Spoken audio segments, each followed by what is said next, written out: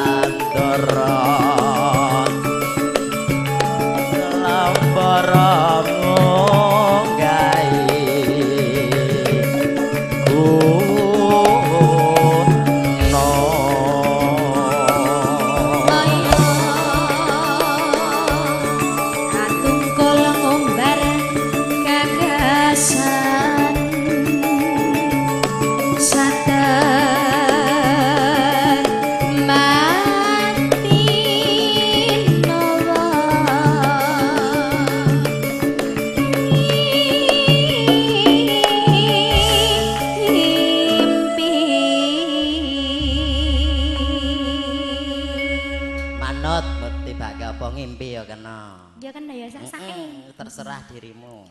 Seripat seriti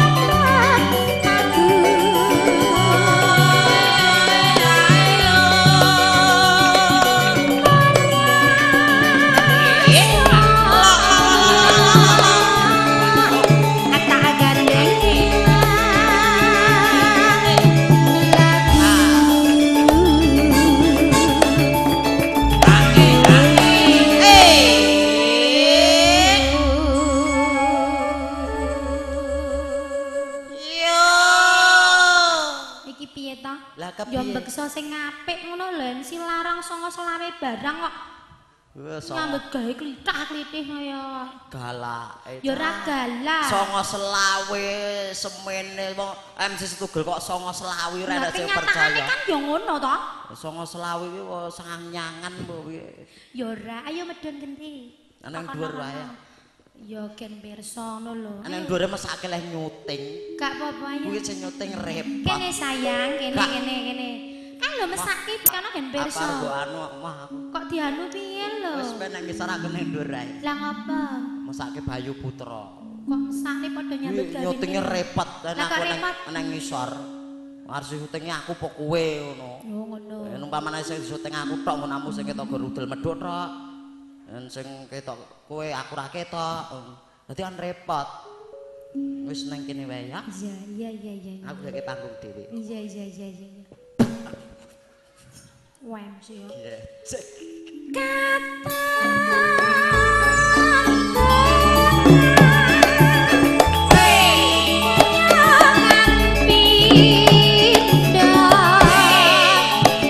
Kata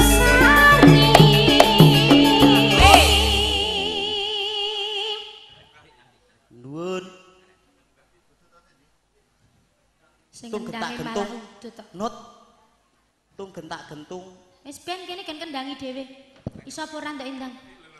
Wih, kok krekel-krekel. Gua kendang sik cilik. Si cilik wae, sik cilik. Nek coba ya apa? Tak ibu 2.500. Yang gue iki cilik iki lho. Ndak coba ndang ta.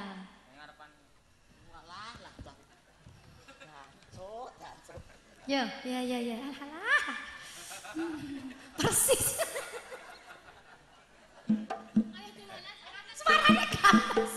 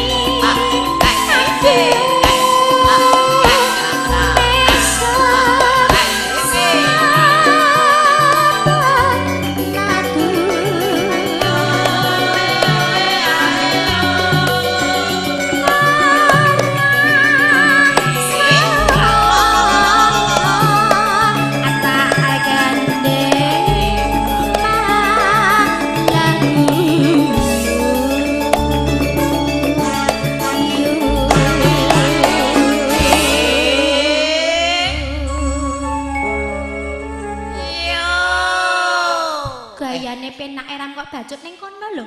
Kuwi tenan aku malah bayangke. Bayangke kepiye? Aku ngendangke mau. Kono nyanyi. Kowe wong ngamen ning ngarep toko-toko kae. Yo ora to. Aku sing ngendang, terusan pano dua siter. Nah, kowe ledeke.